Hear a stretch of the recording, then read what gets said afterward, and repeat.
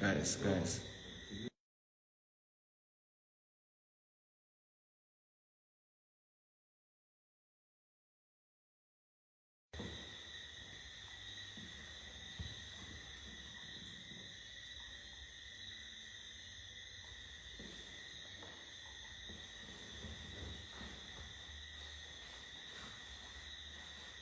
Thank you for joining back. Just give a second so others can rejoin. I don't know what happened just now, but please bear with me.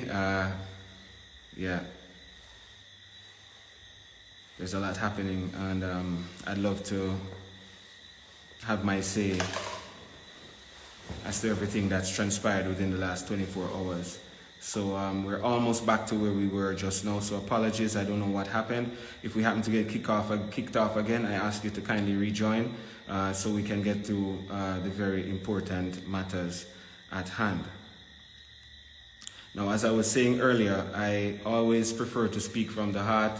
I opened a speech that I really sat down and put mind to paper in communicating effectively without being too long-winded in the events that have transpired in the last few months, particularly in the last 24 hours.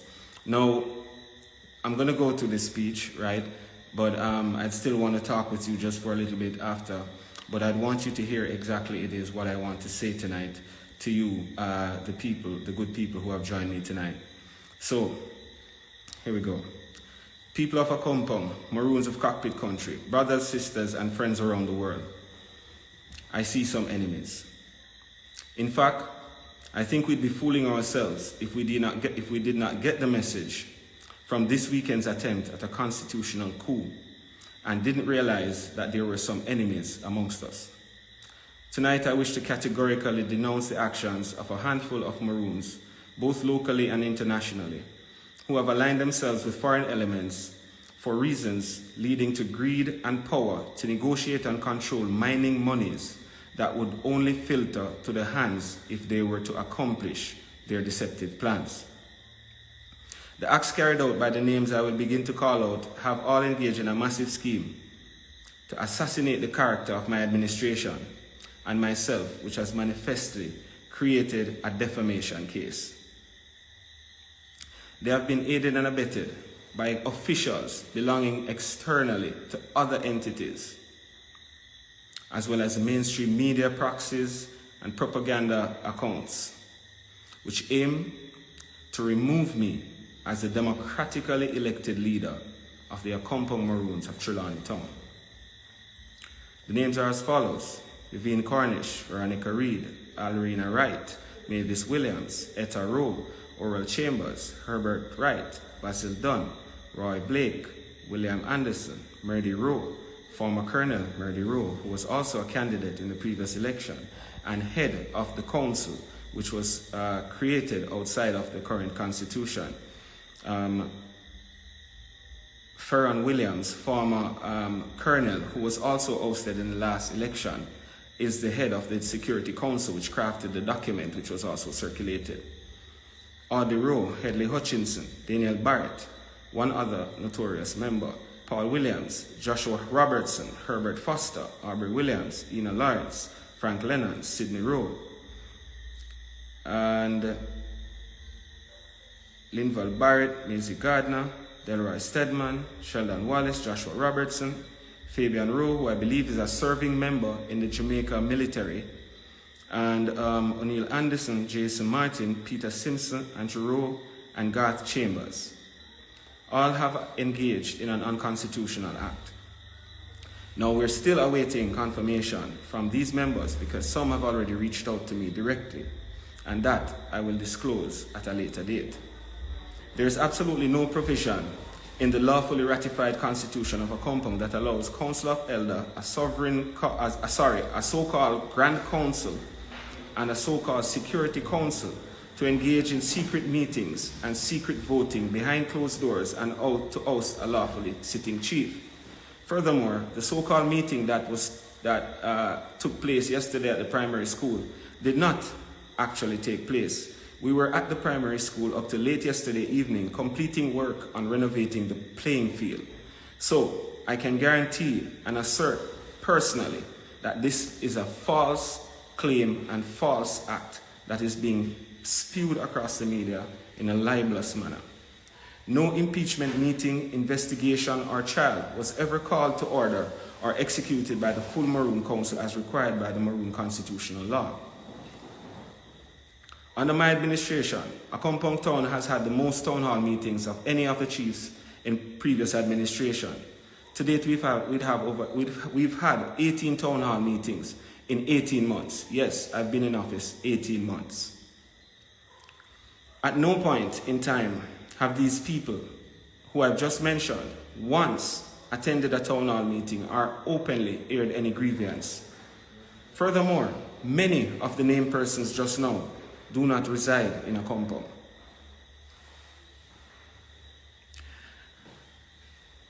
Most of these names are people, as I mentioned, are loyalists of former Colonel Williams. At the same time, as I said, there are others who have reached out to me since, quite contrary to what this document would outline. Therefore, it is very easy to establish who the players are and to see with common sense the concerted efforts to try and remove me from this office as soon as possible, perhaps before September 30, which is the next court date.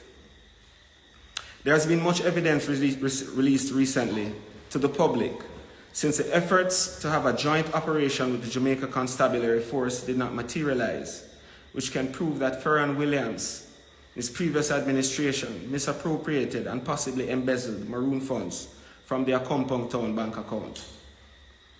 I have shown where $1 million was siphoned through the Accompong Development Foundation banking account, US dollar account, that was not disclosed to the community nor the council, nor was anyone notified of this money.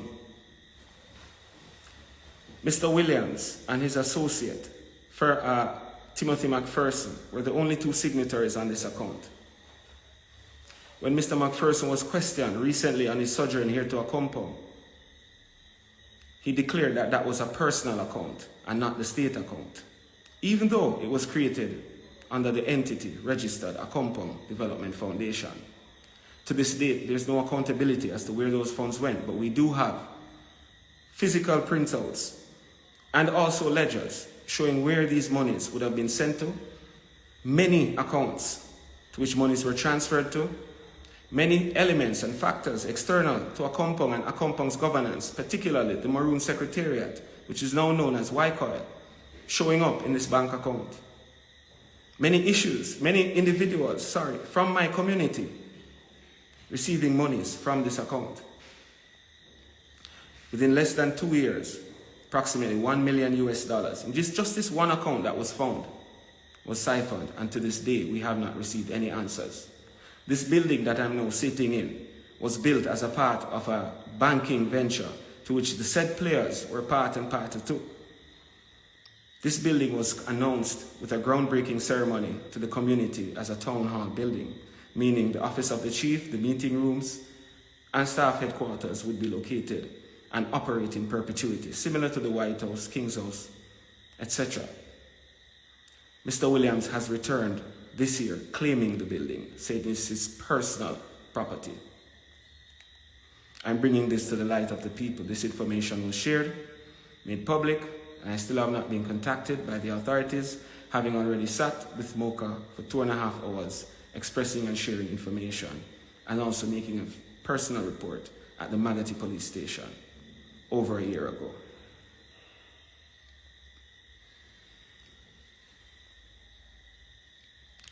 So to witness the gall that Mr. Ferron Williams, who was just 18 months voted out of office in a democratic election where the people made their voices heard, after 11 years of stress, duress, and coercion under his leadership, got to extremes to assemble a team of people to carry an unlawful attempt to overthrow a chief, that this man will go at any extreme to become the chief again.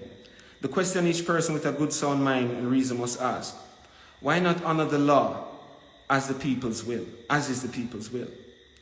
Even more telling that Mr. Williams was just recently granted an order of distinction only months after I would have made those reports by the government of Jamaica. I must ask the government of Jamaica if this is the type of people you award with such prestigious honor, who goes around trying to overthrow democracy. I will seek a reply to this question formally at another date. The funny thing about this matter is that many people believe that I am against the Jamaican government and that I have a vendetta against Prime Minister Andrew Holness. Nothing could further be from the truth. In fact, I shook Andrew Holness's hand when he came here in 2019 and made all those promises to us as Maroons. He said to me, "We will fix it, we will fix it." And until today, Prime Minister, we are still waiting for it to be fixed. The fact is, the Andrew Holness-led government of Jamaica recognized me as an elected chief of my people at the formal visit to Gordon House last year, where I was invited by the President of the Senate, Honorable Tom Tavares Finson. There I also sat with the Speaker of the House, Minister Dalrymple, honored to have had dialogue with both individuals.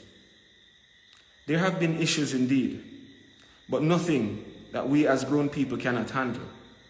Nothing I have said has not been law, within the law, has not been factual, and I have information and enough support to back it.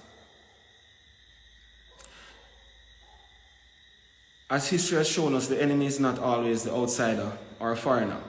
It is most time with your own people, who will put you down in the mud and betray your trust and sell their birthright, all because of lack of knowledge. The clear issue that confronts me and my people is that the other Maroon chiefs in Jamaica have turned their backs on Accompong because of various promises and dealings that occurred prior to my arrival. As a professional forensic auditor, when I first took office, I did a full-scale review of Accompong's books. Nothing was handed over to me.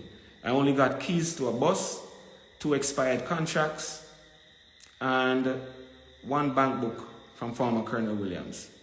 No other documents and engagements with external parties, contracts, pending engagements were passed on. It didn't take me long to realize that a major financial scam was being run through Accompong, in which the same Maroon Secretariat which I mentioned, Waikal, was a party. I chose silence and chose to give my fellow chiefs a pass. As much as it hurt me, I didn't want to see them go down. I chose instead simply not to join the Secretariat. Since I refused their invitation to join their organization, they turned against me and have sought to tear me down in every point. We had a meeting just before they went and met with the Prime Minister Sunday. And in that meeting, we committed to each other that we'd start afresh in a new page, a new direction, and commit to putting each other to the test in coming up with a dialogue, with a paper that we put forward in dialogue with the Prime Minister together as a unit. And within 4 days, they broke that trust. Within 4 days, they called me to tell me that they've decided to go to the meeting. I requested an urgent meeting, which happened that night. It is on recording. They sent it to me. We have it all recorded. None of them could give a valid reason as to why there was a change in heart and change in voice and change in the oath that we took to each other. I then asked the question, for what shall we gain, brothers?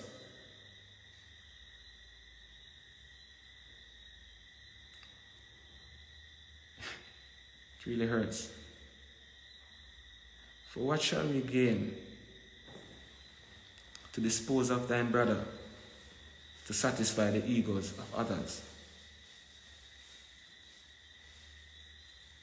I asked the question again, and I couldn't get an answer.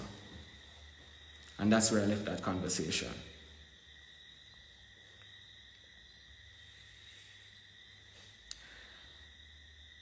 I inherited a mess. And because I chose not to dip my hands in the mud with them, they have made me the enemy. As it concerns Moortown, I never attempted a coup. I could never have been the leader of Moortown, nor would I ever want to be. It is young Hope who asked me to support her. I tried my best to explain to her the deep challenges and how difficult it could have been in such a position. Hope has a burning passion for her culture, a fire that cannot be quenched. All I could do was give her support as she asked and begged for me to come over and visit just the people of Moortown. I did call Colonel Sterling on my arrival in Moortown.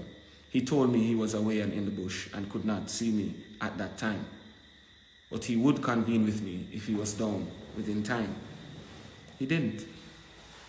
I went and visited 2 districts with Hope and returned to Accompong.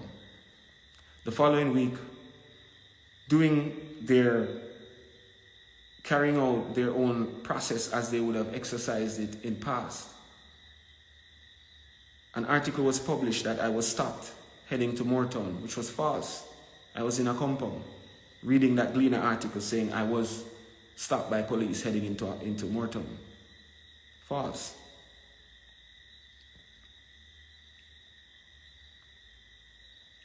Moortown is in an advanced stage of underdevelopment, similar to us here in Accompong.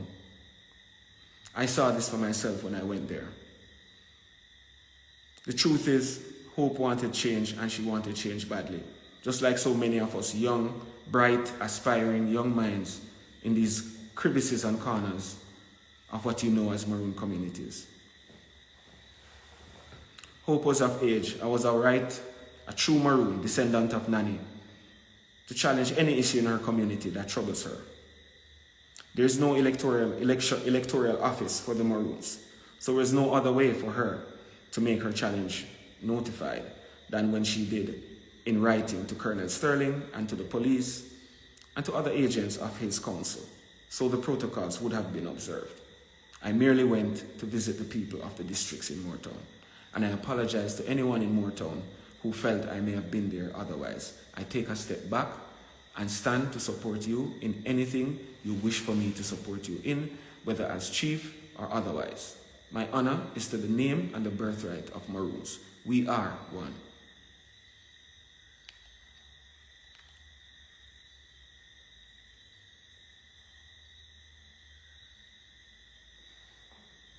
So I say this in conclusion. The only way we're going to solve it, we got to unite. We got to work together in unity and harmony. And birthright and nationality are the keys. How are we going to overcome the tendency to be at each other's throats and always exist in our neighborhoods? And the reason this tendency exists, the strategy of the wicked at heart has always been to divide and conquer. To keep us divided in order to conquer us. He tells you, I'm for separation and you for integration, and keep us fighting with each other. No, I'm not for separation, and you're not for integration. What you and I are is for freedom. Only some Jamaicans think that Maroon integration will get you freedom, while I may think that Maroon birthright will get me freedom. We both got the same objective. We just got different ways of getting at it.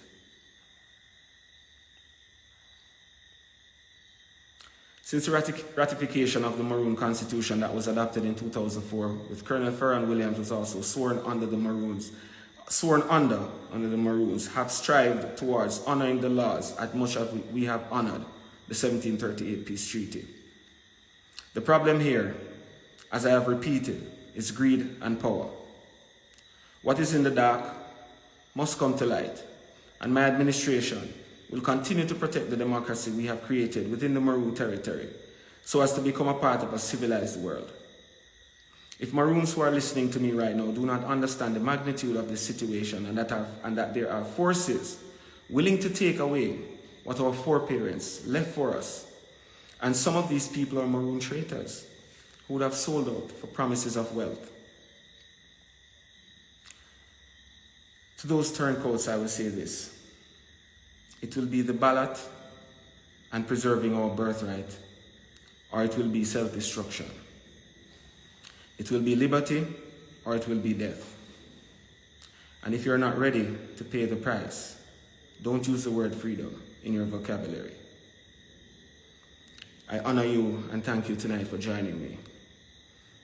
because it has been a very challenging and rough 18 months. We the people of Accompong, the Maroon Council, the real Maroon Council, stands in honor and representation of those who took to the ballots and those who were not able to make the ballots, those who stood and observed, those who were on the outside. I thank you